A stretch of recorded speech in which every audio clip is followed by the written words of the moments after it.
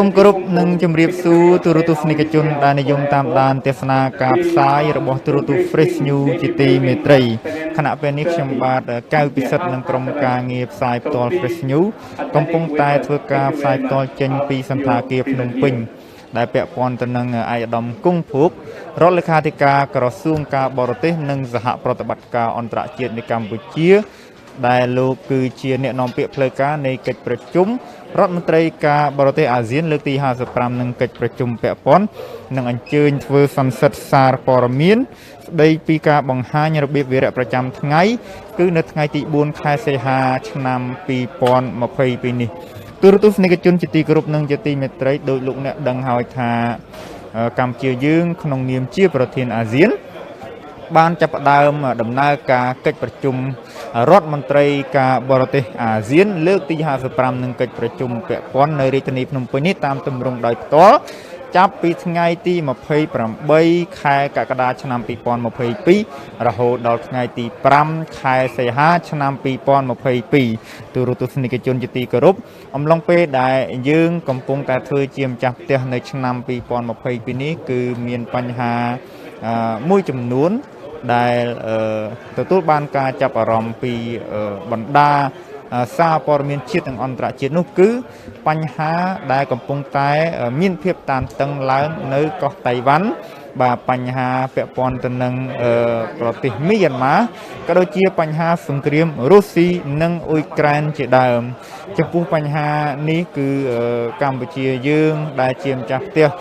តែងតែបានព្យាយាមសម្របសម្រួលមានន័យថាទោះបីជានៅក្នុងកិច្ចប្រជុំទោះបីជានៅក្នុងជាលក្ខណៈឯកតោភាគីក្តីគឺមានការអំពាវនាវទូរទស្សនិកជនកម្ពុជាយើងក៏ដូចជាបណ្ដាសមាជិកអាស៊ាននៅថ្ងៃទី3ខែសីហាឆ្នាំ2022ម្សិលមិញហ្នឹងគឺបាទបានអំពាវនាវឲ្យភាគីពាក់ព័ន្ធទាំងអស់នៅកោះតៃវ៉ាន់បាទចរចាប្រើវប្បធម៌សន្ទនាដើម្បីស្វែងរកដំណោះស្រាយមួយដើម្បីឲ្យស្ថានភាពកាន់តែល្អប្រសើរព្រោះថាបញ្ហាប្រើអំពើហិង្សាឬក៏ការគំរាមកំហែងមិនមែនជាវិធីល្អសម្រាប់ដោះស្រាយបញ្ហាទេហើយពាក់ព័ន្ធទៅនឹងបញ្ហាមីយ៉ាន់ម៉ាដោយទូរទស្សនិកជនបានដឹងហើយថា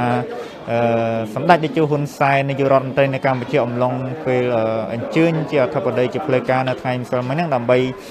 បើកបាទពិធីជាផ្លូវការនៃកិច្ចប្រជុំរដ្ឋមន្ត្រីការបរទេសអាស៊ានលើកទី55និងកិច្ចប្រជុំពាក់ព័ន្ធហ្នឹងគឺសម្ដេចមានប្រសាសន៍ថាអាស៊ានអាចពិចារណាពីការអនុវត្តគង់សង្ស៊ីដែលអាស៊ានបានដាក់ឲ្យមីយ៉ាន់ម៉ាធ្វើដែលមាន5ចំណុចហ្នឹងព្រោះថាមុនពេលដែលយើងបើកកិច្ចប្រជុំនេះគឺរបបយោធាបានប្រកាសពីការប្រហារជីវិតអ្នកទស្សនយោបាយអញ្ចឹងទេម្សិលមិញនេះអាស៊ានថាបើសិនជាមានការប្រហារជីវិតមែនអាស៊ាននឹងពិចារណារកវិធីសាស្ត្រថ្មីផ្សេងទៀតដើម្បីធ្វើយ៉ាងណាឲ្យការអនុវត្តកិច្ចព្រមព្រៀងទាំង5ចំណុចនោះគឺមានវឌ្ឍនភាពជាងមុនបាទហើយពាក់ព័ន្ធទៅនឹងសង្គ្រាមរុស្ស៊ីនិងអ៊ុយក្រែនវិញគឺអាស៊ានរដ្ឋមន្ត្រីការបរទេសអាស៊ានម្សិលមិញនេះក៏បានបង្ហាញចំហឲ្យភាគីពាក់ព័ន្ធនឹងស្វែងរកការចរចាដែរដើម្បីបញ្ចប់ចំនួនឲ្យបានកាន់តែឆាប់ទូរទស្សនិកជនជាទីគោរពនិងជាទីមេត្រីបន្តិចទៀតនេះឯកឧត្តមគង់ភូកដែលជារដ្ឋលេខាធិការក្រសួងការបរទេសនិងសហប្រតិបត្តិការអន្តរជាតិនៃកម្ពុជានិងជាអ្នកនាំពាក្យផ្លូវការនៃកិច្ចប្រជុំរដ្ឋមន្ត្រីការបរទេសអាស៊ានលើកទី55និងកិច្ចប្រជុំពាក់ព័ន្ធនឹងអញ្ជើញមកវេទិកាដើម្បីធ្វើបទបង្ហាញពីរបៀបវារៈប្រចាំថ្ងៃនៅថ្ងៃទី4ខែសីហាឆ្នាំ2022នេះកាលពីម្សិលមិញដោយលោកអ្នកបានដឹងហើយមានកិច្ចប្រជុំសំខាន់មួយចំនួនដូចជាកិច្ចប្រជុំពេញអង្គរដ្ឋមន្ត្រីការបរទេសអាស៊ានលើកទី55ក៏មានជំនួបអាហារការងារនៅថ្ងៃត្រង់សម្រាប់រដ្ឋមន្ត្រីការបរទេសអាស៊ានមានកិច្ចប្រជុំចង្អៀតរដ្ឋមន្ត្រីការបរទេសអាស៊ានក៏ដូចជាអាស៊ានហើយនឹងអគ្គលេខាធិការអាស៊ាននឹងបានអញ្ជើញជាសាក្សីនៅក្នុងការចុះហត្ថលេខាលើសន្ធិសញ្ញា TAC ដែលប្រទេស ថ្មីទើបតែចូលជាសមាជិកមាន grade មានអូម៉ងជាដើមនោះបាទអញ្ចឹងកិច្ចប្រជុំមួយចំនួនដែលខ្ញុំបានរៀបរាប់ទ្រុសមិញហ្នឹងនឹងត្រូវបង្ហាញដោយអាយដាមគង់ភោគហ្នឹងគឺអាស៊ានរដ្ឋមន្ត្រីការបរទេសអាស៊ានយើងបានពិភាក្សាពីបញ្ហាសកលនិងបញ្ហាតំបន់ហើយរួមគ្នាធ្វើយ៉ាងណារក្សាបាននៅស្ថិរភាពទាំងក្នុងតំបន់និងសកលលោកហើយគួរចាប់អារម្មណ៍ថានៅថ្ងៃទី2វិញទី2ខែសីហាឆ្នាំ2022គឺគណៈកម្មការគេហៅថាគណៈកម្មការតំបន់អាស៊ីអាគ្នេយ៍គ្មានអាវុធនុយក្លេអ៊ែរហ្នឹងក៏បានឯកភាពគ្នារយៈពេល5ឆ្នាំទៀតបន្តឲ្យតំបន់អាស៊ានហ្នឹងគ្មានអាវុធនុយក្លេអ៊ែរនិងអាវុធប្រឡាយលោកទេបាទទូរទស្សនិកជនរឿងដែលសំខាន់ជាបន្តបន្ទាប់ហើយដែលបណ្ដាសារព័ត៌មានជាតិនិងអន្តរជាតិតែងតែចាប់អារម្មណ៍សួរបាទទៅកាន់អាយដាមគង់ភោគនោះគឺបញ្ហាមីយ៉ាន់ម៉ាបញ្ហាកោះតៃវ៉ាន់បាទមែនតើទៅការចរចារបៀបវិរៈដែលមាននៅក្នុងកិច្ចប្រជុំរដ្ឋមន្ត្រីការបរទេសអាស៊ាននិងកិច្ចប្រជុំបាទពាក់ព័ន្ធហ្នឹងសឹងតែมันមានការចាប់អារម្មណ៍ខ្លាំងដូចនឹងករណីមីយ៉ាន់ម៉ាក៏ដូចជាបញ្ហាកោះតៃវ៉ាន់សង្គ្រាមរុស្ស៊ីនៅអ៊ុយក្រែនទូរទស្សនិកជនគួរជម្រាបដែរថាមីយ៉ាន់ម៉ាมันមានវត្តមានបាទមានថាមីយ៉ាន់ម៉ាបានពហិការមិនមកចូលរួមកិច្ចប្រជុំរដ្ឋមន្ត្រីការបរទេសអាស៊ានលើកទី55និងកិច្ចប្រជុំពាក់ព័ន្ធនោះទេដោយសារតែអាស៊ានទាមទារឲ្យមីយ៉ាន់ម៉ាបញ្ជូនបុគ្គលដែលមិនមែនស្ថិតក្នុងកម្រិតនយោបាយនឹងមកដោយសារតែអាស៊ានគិតថាវឌ្ឍនភាពទាំង5ចំណុចនោះមិនទាន់គ្រប់គ្រាន់ទេដែលអាស៊ានដាក់ឲ្យមីយ៉ាន់ម៉ាអនុវត្តចឹងទីមីយ៉ាន់ម៉ាគាត់មិនមកបាទគឺគាត់មិនមកតែម្ដងអញ្ចឹងទោះបីជាមិនមកតែយើងឃើញថាកៅអីមីយ៉ាន់ម៉ានៅតែរៀបចំយ៉ាងស្អាតចឹងមានដាក់ថាមីយ៉ាន់ម៉ាជាភាសាអង់គ្លេសហើយចំពោះរដ្ឋមន្ត្រីការបរទេសហ្វីលីពីនក៏អវត្តមានដែរដោយសារតែគាត់ឆ្លងជំងឺ Covid-19 ប៉ុន្តែរឿងដែលសំខាន់រដ្ឋាភិបាលគាត់បានបញ្ជូនអនុរដ្ឋមន្ត្រីការបរទេសមកចូលរួមអញ្ចឹងកិច្ចប្រជុំរដ្ឋមន្ត្រីការបរទេសអាស៊ានលើកទី55កិច្ចប្រជុំពាក់ព័ន្ធបាទបើយើងនិយាយទៅក្នុងក្របខ័ណ្ឌអាស៊ានគឺมันមានរដ្ឋមន្ត្រីការបរទេសអាស៊ានដល់ទៅ2នាក់ឯណោះបាទហើយខ្ញុំគួរជម្រាបបន្តិចដែរថាកូរ៉េខាងជើងបាទកូរ៉េខាងជើងបញ្ជូនត្រឹមតែអគ្គរដ្ឋទូតកូរ៉េខាងជើងប្រចាំនៅកម្ពុជាទេមកចូលរួមកិច្ចប្រជុំប៉ុន្តែគួរជម្រាបថាកិច្ចប្រជុំដែលនៅថ្ងៃនេះមានរបៀបវិរៈសំខាន់ដែលមានការចូលរួមពីមហាអំណាចធំ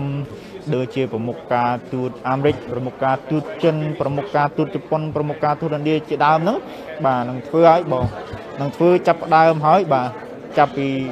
ថ្ងៃនេះតទៅរហូតដល់ចាប់កម្មវិធីបាទទូរទស្សនិកជនខ្ញុំក៏សូមទាញការចាប់អារម្មណ៍បន្តិចកាលពីម្សិលមិញគឺអាយដាមគង់ភោគបានមានប្រសាសន៍ថា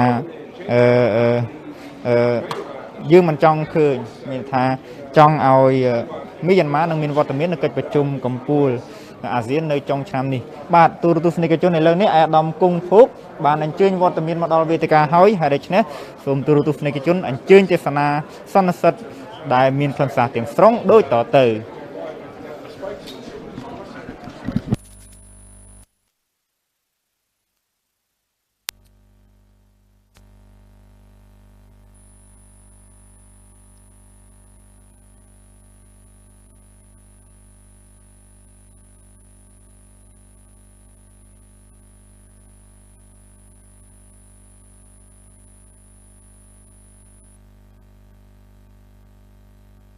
Dear friends, the Excellency Kumpho, Secretary of State of Ministry of Foreign Affairs, they will be here. The daily briefing starts from now. Please, I invite Excellency Kumpho, take a picture, please.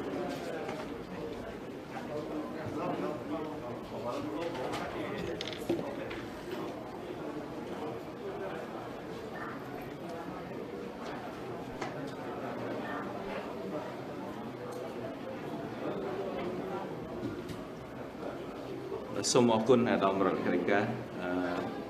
ជំរាបសួរស្វាគមន៍បងប្អូនអ្នកសារព័ត៌មានទាំងអស់ដែលបានចូលរួមសន្និសីទ ថ្ងៃទី3នៃកិច្ចប្រជុំរដ្ឋមន្ត្រីការបរទេសនិងរដ្ឋមន្ត្រីការបរទេសពាក់ព័ន្ធថ្ងៃនេះខ្ញុំសូមជូនជាព័ត៌មានពាក់ព័ន្ធជាមួយនឹងកិច្ចប្រជុំម្សិលមិញខ្លះជាមួយនឹងចំនួនកិច្ចប្រជុំក៏ដូចជាចំណុចពិភាក្សា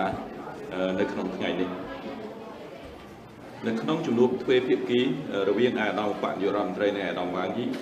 រដ្ឋមន្ត្រីទាំងពីរបានបង្ហាញនៅការបដិញ្ញាចិត្តក្នុងការពង្រឹងបន្ថែមនៅទំនាក់ទំនងទ្វេភាគីកម្ពុជាចិន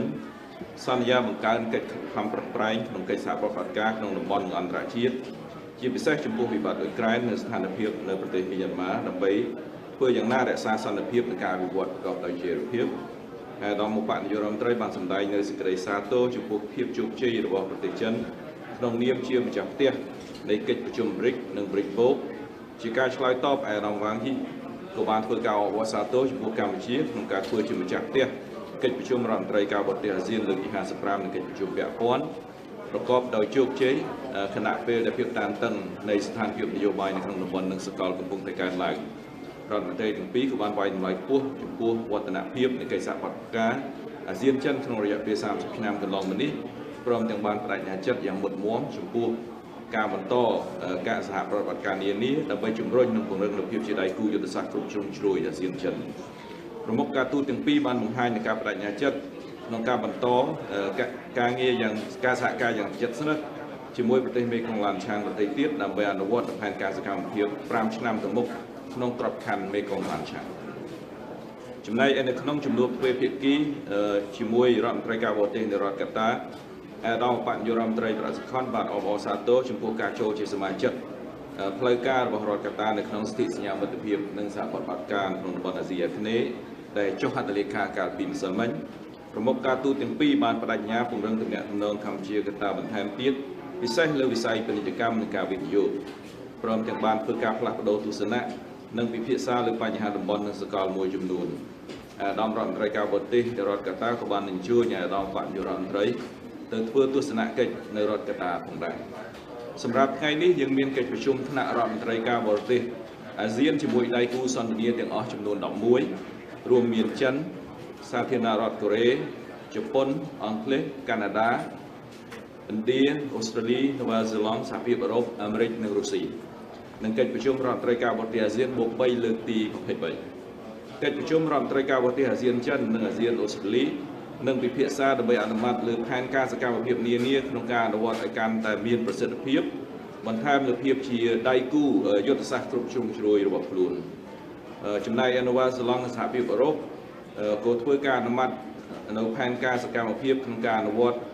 ភាពជាដៃគូយុទ្ធសាស្ត្រអាស៊ាននូវែលសេឡង់និងអាស៊ានសហភាពអឺរ៉ុបត្រង់ចំណុចនេះខ្ញុំចង់បន្ថែមថាសម្រាប់នូវែលសេឡង់ក៏មានគំនិតផ្ដួចផ្ដើមពង្រឹងសមត្ថភាពនៅក្នុងតំបន់អាស៊ានផងដែរហើយកាលពីថ្ងៃមុនខ្ញុំក៏បានជូនព័ត៌មានពាក់ព័ន្ធជាមួយនឹងគម្រោងរៀបចំកិច្ចប្រជុំកម្ពុជារំលឹកខួបអនុស្សាវរីយ៍នៅទីក្រុងប្រូសែលផងដែរដោយឡែកកិច្ចប្រជុំរដ្ឋមន្ត្រីការបរទេសអាស៊ានជាមួយជប៉ុនសាធារណរដ្ឋកូរ៉េអាមេរិកនិងឥណ្ឌាប្រមុខការទូតទាំងអស់នឹងពិភាក្សាលម្អិតលើការដំឡើងកម្រិតទំនាក់ទំនងបច្ចុប្បន្នឲ្យទៅជាភាពជាដៃគូយុទ្ធសាស្ត្រគ្រប់ជ្រុងជ្រោយហើយកាណាដាក៏មានបំណងក្នុងការដំឡើងកម្រិតទំនាក់ទំនងអាស៊ានកាណាដាឲ្យទៅជាភាពជាដៃគូយុទ្ធសាស្ត្រនៅក្នុងឆ្នាំនេះផងដែរដោយឡែកជប៉ុនក៏មានឯកសារទស្សនៈទាន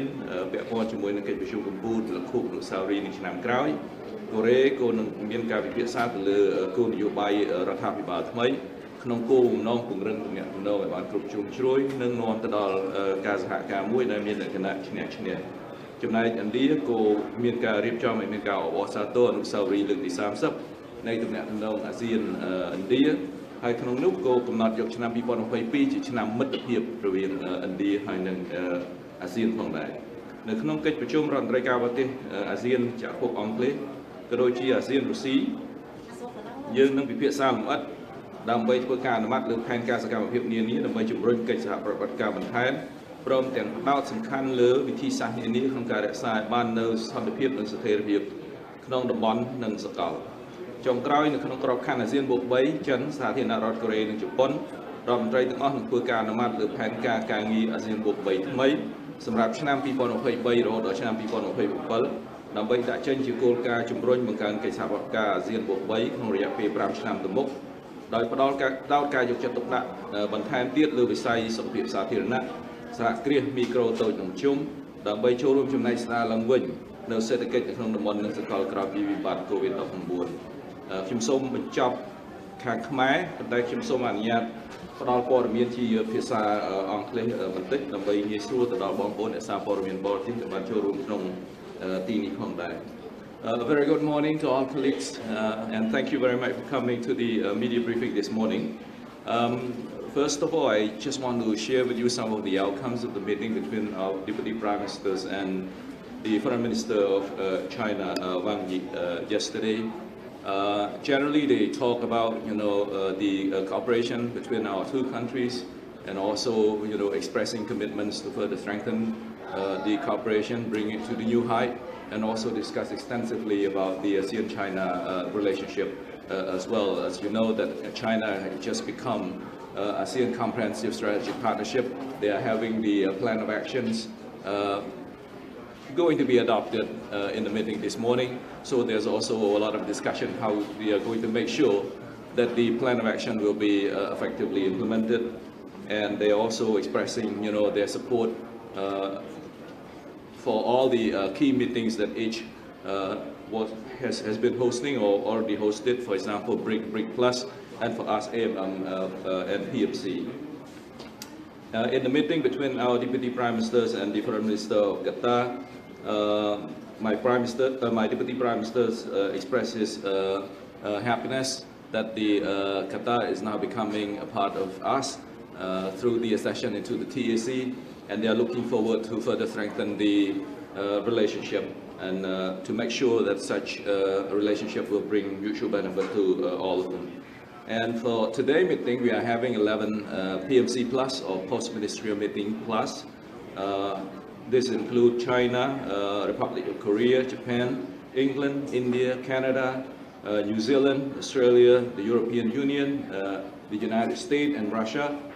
And for the meeting between the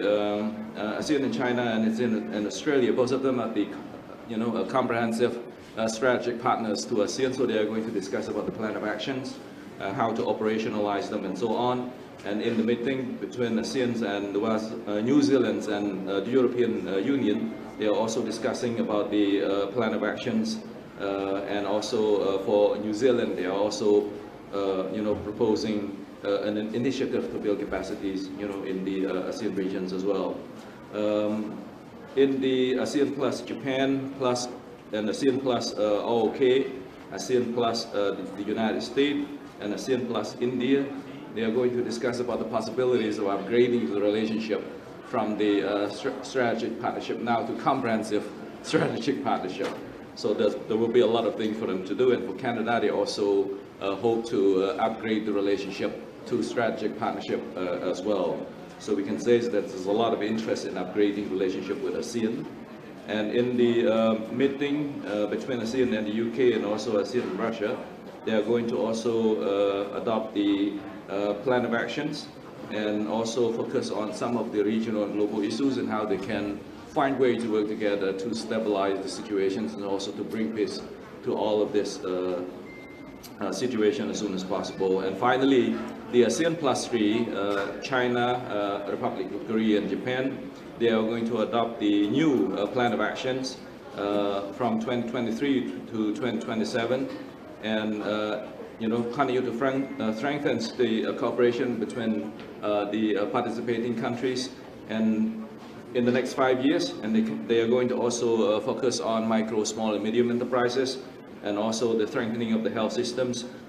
to make sure that we can recover from the COVID-19 pandemic as soon as possible and emerge stronger, wider, and greener from this crisis. So we will end the briefing at this point, and if you have any question, please. Please. Good morning. The Chinese are planning military drills near Taiwan, including within Taiwan's territorial waters. From Cambodia's perspective, what is the reaction to this, and is it justified in any way? And what will Cambodia's message to Wang Yi be this morning? I think, as I mentioned yesterday, it's very important that all the parties adhere to the agreements that they all agree to stabilize the situations, to make sure the relationship will go as smoothly and as peacefully as possible. And that's why I continue to emphasize on this. And now that we have this situation, of course, everyone is concerned and they want to see these de-escalations. They hope that the situation's over there comes to normal as soon as possible. But one thing that I continue to emphasize here is that all of the countries, especially those who are part of the situations in the Taiwan Strait, that we all adhere to all of these key documents. And I believe in, I continue to say this, that these documents are, the key factor to stabilize the relationships there. And it's important that all the parties should adhere to that, to make sure that all sides will feel that, things will go as normal, the status quo is maintained. And as I mentioned, the One China policy and the 3 communiques are the basis to stabilize the relationship and allow the concerned parties to engage in peaceful and also friendly relationship. Over the years, Taiwan and China enjoy a growing relationship actually. Their trade is now 200-something billion. And that's huge, and that's in the benefit of all the concerned parties there. And I hope that such situation will continue because it's the benefit of the people. So again, I just want to emphasize this, that these are the key principles, key documents that all concerned parties should adhere to make sure that the situation in the Taiwan Strait will be as peaceful, as friendly, and as constructive as possible. So again, from us, we hope that the de-escalation will happen and the tension will go away as soon as possible and normalcy will return to the Taiwan Strait. But it's important that the concerned parties should make sure and make clear that all of these key documents are adhered to. Just on Russia, yesterday ASEAN foreign ministers lamented a lack of progress on the 5-point plan of consensus. Yesterday, the Russian foreign minister went to Naypyidaw and he patted the military junta on the back for its efforts to stabilize the country. Does Cambodia see Russia as undermining ASEAN's efforts at crisis resolution? And is that something that Cambodia or ASEAN foreign ministers will be bringing up with the Russian foreign minister today? I think one of our key guiding principles is non-interference, and when it comes to all of this decision, it's the sovereign right of a state whether they want to visit or not. But for us, we want to focus on the implementation of the 5-point consensus. We hope all partners will contribute constructively to the implementation of the 5-point consensus. There's a lot of works for us, and ASEAN alone is not going to be able to address all of this, especially when it comes to the humanitarian system. So again, I hope everyone will contribute to the creating of a conducive and constructive environment to move the 5-point consensus forward as quickly and as effectively and as fully as possible.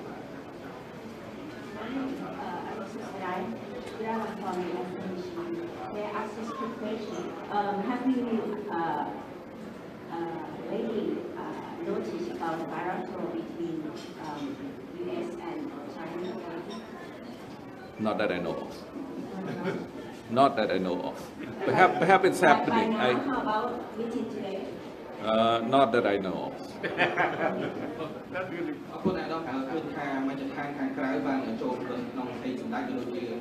ទូតជាកម្ពុជាសួរថាតើហេតុអ្វីបានជាកិច្ចប្រជុំនឹងកិច្ចប្រជុំរដ្ឋមន្ត្រីការបរទេសទេមិនបានមានវត្តមានការខាងប្រទេសមកចូលរួមកិច្ចប្រជុំការប្រជុំតែការមកដល់ប្រទេសកម្ពុជាហើយមួយវិញទៀតថាតើកិច្ចប្រជុំសហប្រធានបានចាប់ផ្ដើមហើយហើយបើសិនជាភូមិមានអត់មានវត្តមានអញ្ចឹងតើយើងធ្វើមិនដល់ទៀតត្រង់ចំណុចទី1គឺពាក្យពេញរបស់យើងគឺរដ្ឋប្រជុំកិច្ចប្រជុំរដ្ឋមន្ត្រីការបរទេសនិងកិច្ចប្រជុំពាក់ព័ន្ធបានន័យថាកិច្ចប្រជុំរដ្ឋមន្ត្រីការបរទេសយើងធ្វើហើយបន្ទាប់មកគឺកិច្ចប្រជុំពាក់ព័ន្ធហើយក្នុងនោះគឺជាកិច្ចប្រជុំរវាងអាស៊ានជាមួយនឹងដៃគូនេះគឺជាដៃគូសន្តិនិកដូចខ្ញុំបានលើកឡើងពីម្សិលមិញអាស៊ានយើងមានដៃគូ3កម្រិតណាគឺមានដៃគូអភិវឌ្ឍដៃគូវិស័យហើយនិងដៃគូវិភាសាប៉ុន្តែនៅក្នុងការរៀបចំកិច្ចប្រជុំរដ្ឋមន្ត្រីការបរទេសនិងកិច្ចប្រជុំរដ្ឋមន្ត្រីពាក់ព័ន្ធទាំងអស់ហ្នឹងគឺជាវេទិកាដែលយើងជួបជាមួយនឹងដៃគូវិភាសាដែលជាដៃគូសំខាន់នៅក្នុងការពង្រឹងទំនាក់ទំនងក៏ដូចជាការ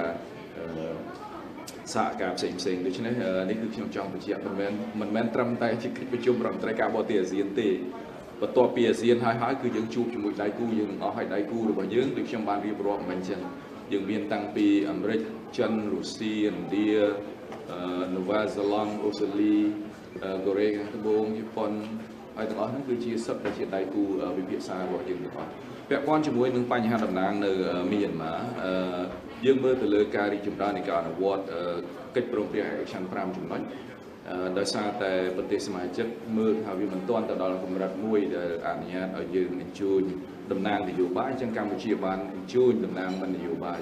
ហើយខាងភូមាគឺគាត់មិនបានមកខ្លួនឯងដូច្នេះនឹងអាស៊ាននឹងបន្តធ្វើការងារធម្មតាគាត់ឯកឧត្តមអាចបញ្ជាក់មួយទៀតដោយសារតែមានច្បាប់កងទ័ពស៊ីអញ្ចឹងមានន័យថាសមាជិកអាចសម្ដែងមានអាណាបានទេជាគោលការណ៍នៅក្នុងធម្មនុញ្ញអាស៊ានគឺមិនអនុញ្ញាតឲ្យមានការភួរឬមួយក៏បណ្ដេញសមាជិកណាមួយបានទេពីមកតបទូព្រមអរគុណដល់បាទការធ្វើឲ្យពីបានអរគុណដល់មានពីមួយបាទជំនួយទី1គឺអារម្មណ៍មុននេះបន្តិចបានលើកឡើងពីរដ្ឋបាលពីអារម្មណ៍ប្រកបអារម្មណ៍វាជីបន្តែនៅតាមបែបគាត់មានការនិយាយពីនេះមកចឹងពីខ្ញុំនិយាយរកទីវិញជួយទៅមានហើយមួយទៀតគឺប្រព័ន្ធទៅនឹងលើកនេះខ្ញុំបានមើលការផ្សាយរបស់វិទ្យុមួយខ្ញុំបានបញ្ចេញមុនទេគឺបានប្រាយចំណងជើងថាសម្ដីទូតែទទួលស្គាល់ថាក្នុងអនាគតយើងនឹងវឌ្ឍនភាពការអនុវត្តកិច្ចព្រមព្រៀងតាមនេះបានស្គាល់ក្រោយតែចំពោះរបស់កម្ពុជាពិតជាបាននិយាយថាវឌ្ឍនភាពហ្នឹងតាមតាមបានយើងអត់មានសូមអរគុណពាក់ព័ន្ធជាមួយនឹងសំណួរទី1យើងដឹងហើយថាមីយ៉ាន់ម៉ាគឺជាសមាជិកអាស៊ានបានន័យថាជាសមាជិកក្រុមគ្រួសាររបស់យើងក្នុងក្របខ័ណ្ឌអាស៊ានក្នុងពេលជាមួយគ្នាមីយ៉ាន់ម៉ាគឺជាប្រទេសជិតខាងរបស់ចិនដែរដូច្នេះស្ថិរភាពនិងសន្តិភាពនៅប្រទេសមីយ៉ាន់ម៉ាក៏នឹងមានផលប្រយោជន៍ទៅដល់ប្រទេសដែលពាក់ព័ន្ធទាំងអស់ផងដែរនៅក្នុងដំណើរការនៃការអនុវត្តកិច្ចព្រមព្រៀង5ចំណុច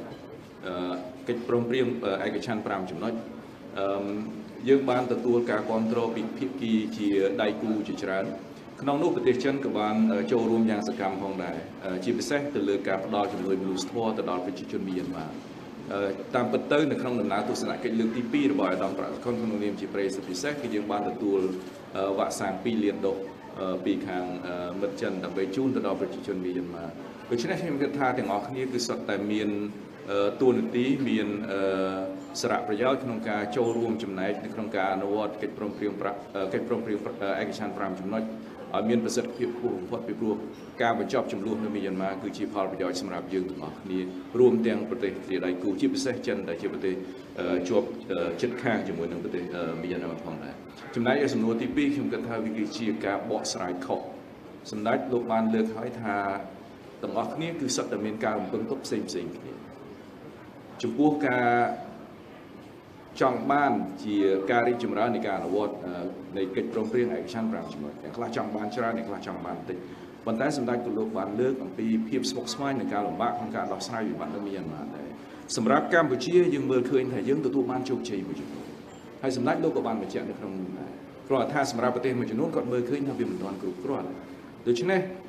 សម្រាប់យើងគឺយើងនៅតែបន្តធ្វើយើងនៅតែបន្តជួយយើងទៅតែបន្តប្រឹងប្រែងឲ្យអស់ពីលទ្ធភាពគៀងគរធនធានដើម្បីអនុវត្តកិច្ចព្រមព្រៀងឯកច្ឆន្ទ5ចំណុចឲ្យបានទៅមុខឲ្យបានលឿនតាមដែលអាចធ្វើទៅបាននៅក្នុងសន្ទរកថាសម្ដេចបានលើកឡើងកាលពីម្សិលមិញក្នុងកម្មវិធីបើកគឺពាក់ព័ន្ធជាមួយនឹងការកាត់ទោសប្រហារជីវិតមិនមែនពាក់ព័ន្ធជាមួយនឹង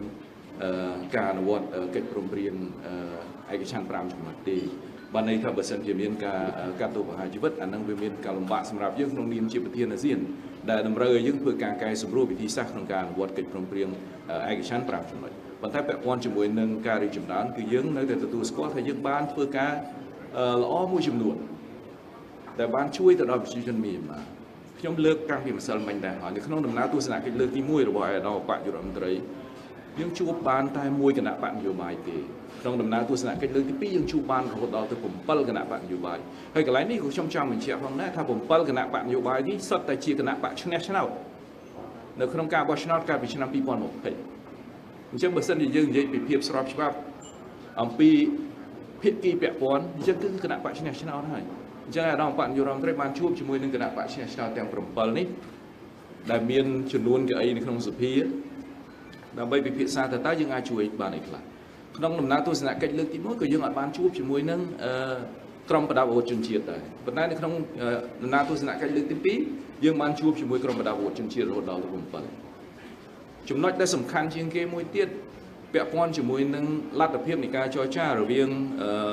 ក្រុមប្រឹក្សារដ្ឋបាលរដ្ឋជាមួយនឹងរដ្ឋាភិបាលឯកភាពជាតិ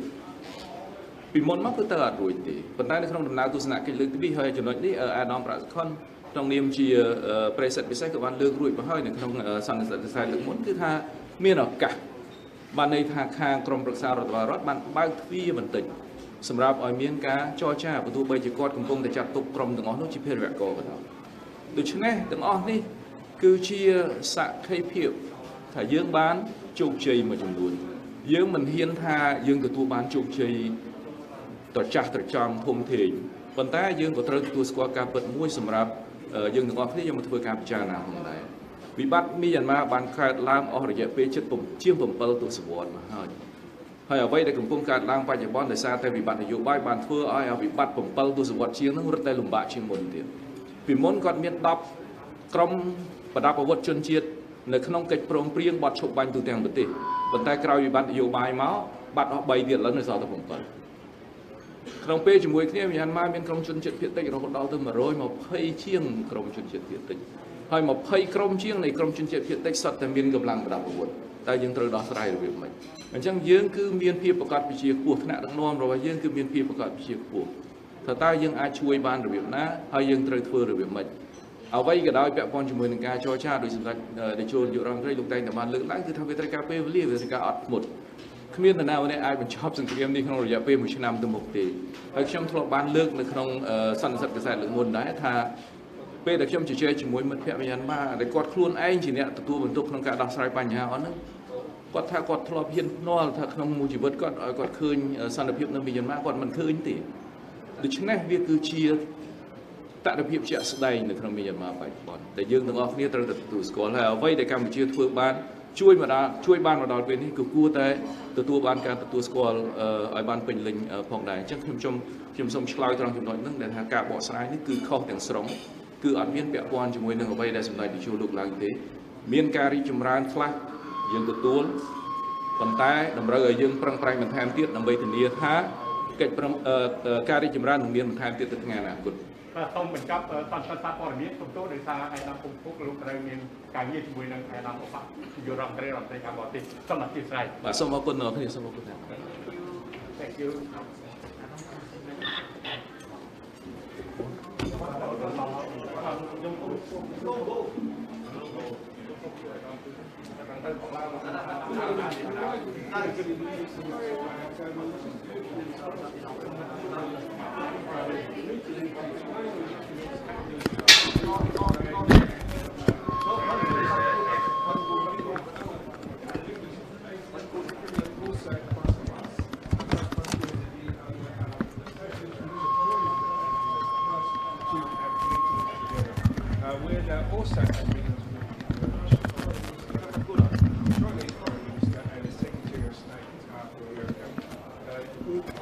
បាទសូមគ្រប់នឹងជម្រាបសួរទូរទស្សនិកជនជាថ្មីម្ដងទៀតមុននេះបន្តិចលោកអ្នកបានទស្សនា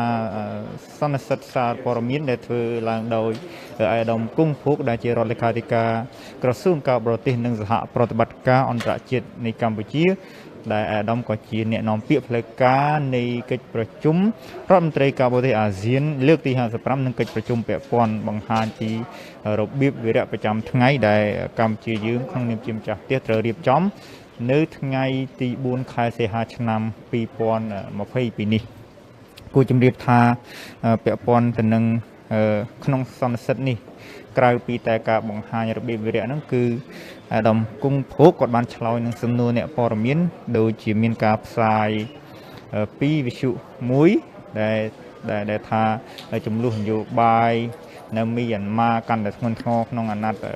កម្ពុជាយើងធ្វើជាប្រធានអាស៊ាននេះគឺ